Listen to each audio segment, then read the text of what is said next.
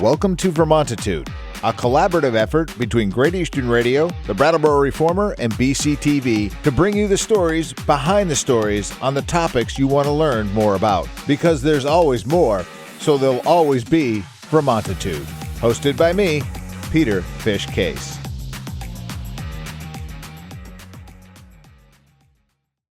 Welcome to Vermontitude. New episodes drop every Tuesday and can be found by going to Vermontitude.com, Reformer.com, Brattleboro.tv, and locally on Comcast Channel 1078. We come to you from our studios at the Innovation Box on Landmark Hill. I'm Peter Fish Case, and each week I cover the topics that are of concern to Windham County and the towns that reside within its borders. Joining us today, I guess we don't have an official title for him. He's just not just John Kennedy, but there he is.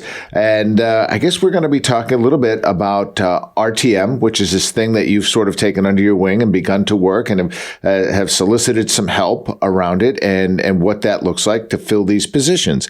So, John, thank you for jumping on Vermontitude today. And I was curious to learn a little bit about the work that you're doing. Well, the work I'm doing is pretty straightforward. We're trying to organize to get people to run for the representative town meeting, which is RTM. Right. And there are 68 seats available this year. And that means that everybody has a chance because this will be the first contested election for RTM since at least 2009. Right. And going back and doing the research, we found that every year you would have a choice in my district, in District 7 out in West Brattleboro. I would look at the ballot box and the ballot statement, and it would say, vote for no more than 16. And I would look, and there'd be 8 names. Right. And District 7 has had the greatest vacancy rate of any of the 3 districts, so that we have felt, and friends and neighbors, my wife, and that's what I just started reaching out to people. And I said, you've complained about what's going on. You don't like the way the ordinance was overturned at that special meeting. You don't like the fact that there seems to be a group of people in this community that value a handful of people that are into violence and nonviolent, non-felony violence. Right. So what do we do about it? Do we complain, or do we go to RTM, which is the ultimate authority of this town? Right. So to that end, I talk to people every day since December 12th, and I ask them, do you want to get involved? Will you run? And then a lot of people say yes, and a lot of people say no.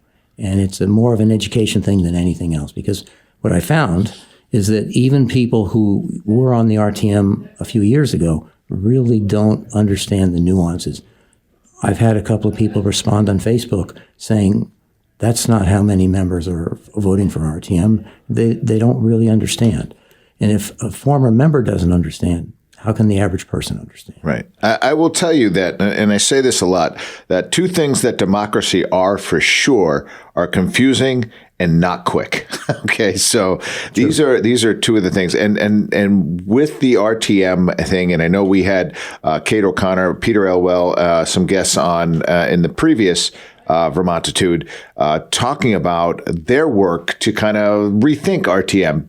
Because of the very reasons that you cited, like, choose no more than 16 members, but there's only 5 to choose from or 8 to choose from. And that has been a really kind of demotivating factor for people to get involved. It shoots an entire Saturday just into a black hole for you. But this is your town that we're talking about. So when you complain about things all year long, this is the way to make the difference.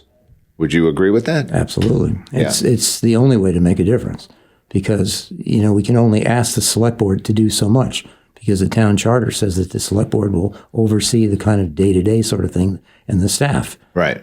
That's great. But ultimately, the policy decisions and the ultimate legal decisions are through representative town meeting. Right. And those 140 elected members, they're the ones that do the deal. Right. And if you don't come out on that Saturday in March, then who can you blame? Who can you blame? Exactly. You got to show up if you want to make a difference, and that does take a significant amount of effort. And I'm really glad that you understand how this sort of works, as the select board just sort of guides, makes policy and decisions.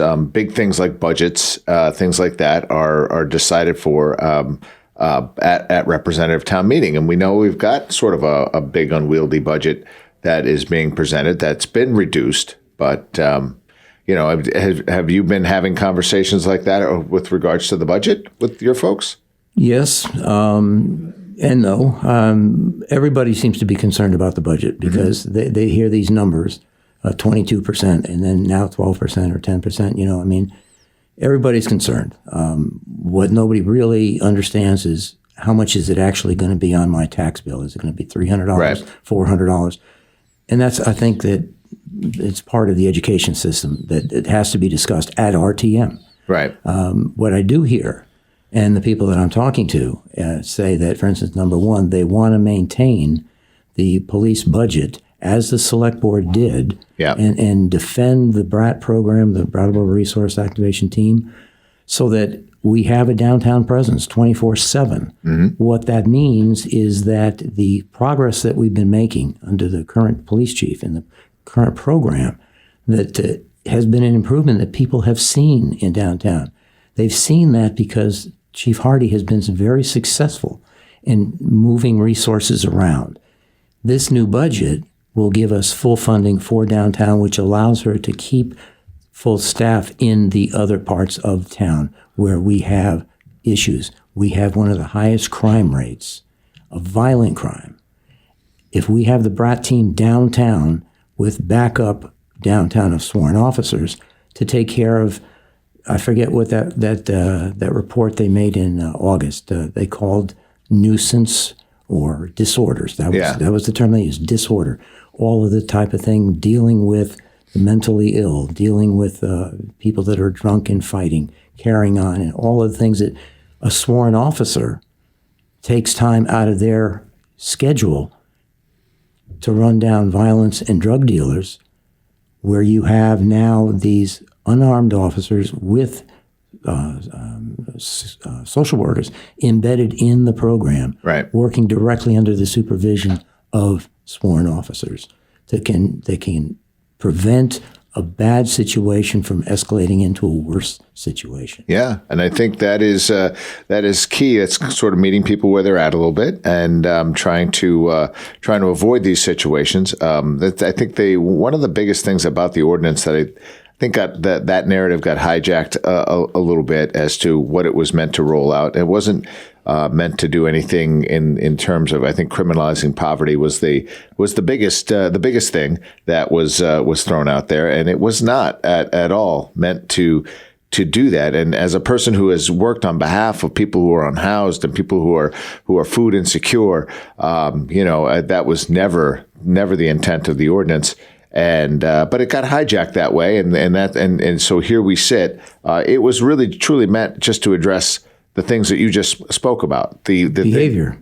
I'm sorry? Behavior. Yeah, behavior. And I'm sorry, you have to conduct yourself in a way that doesn't scare people. I don't think that's unreasonable. I felt for a long time that tolerance or permissiveness is not compassion. Right. It just isn't.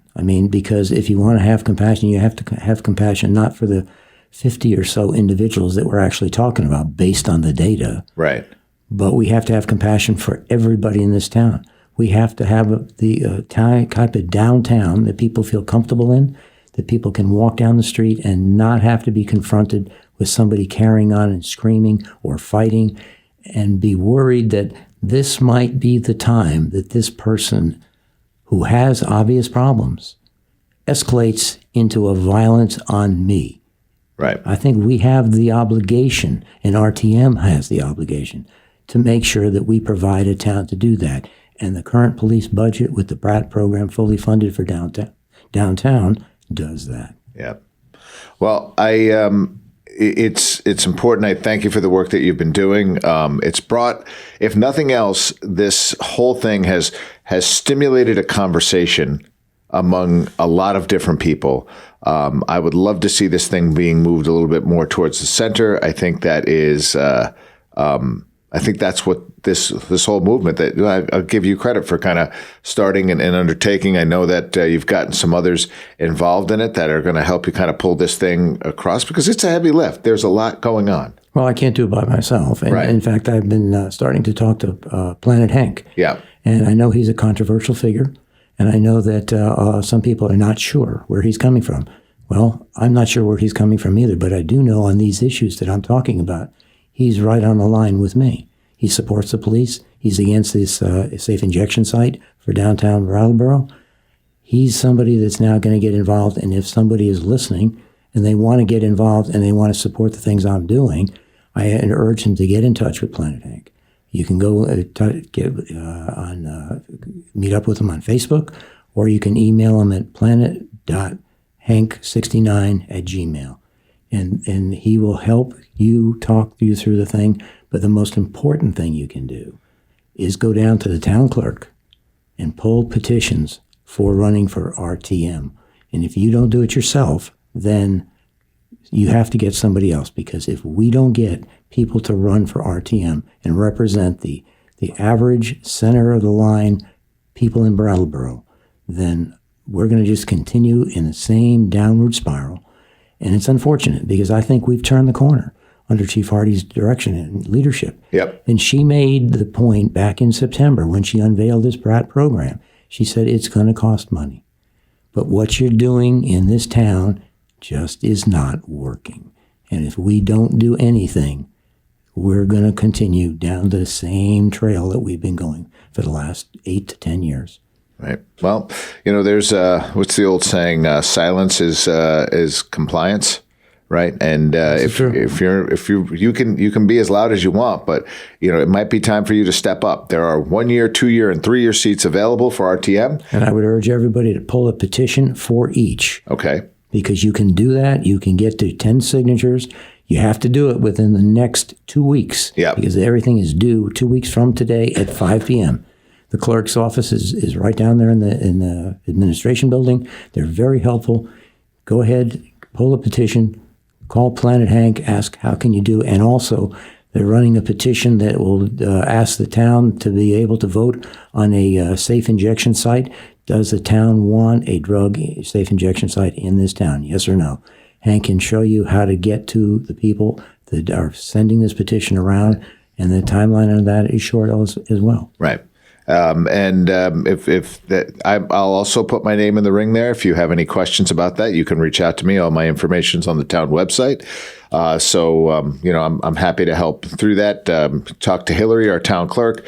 If you are interested in running for RTM, that would be a wonderful thing. And to John's point, pull all 3 petitions. You only need 30 signatures, I think. Nope. You only need 10. 10? 10 for RTM. Look at me learning. And you can have 10, you can get 10 on saying each of the 3 petitions. Right. But what you can do is call to Hank, and he's trying to keep a count of which seats have been filled already. Right. Or, yeah. And you can sign your own petition. So you really only need 9. You only need 9. All right. John, thank you for jumping on Vermontitude today. Is there anything we're leaving out? Probably. Yeah, that's fair. But that's always the case. That's always the case. I appreciate you having me. All right. Thank you for being here. All right. Thank you.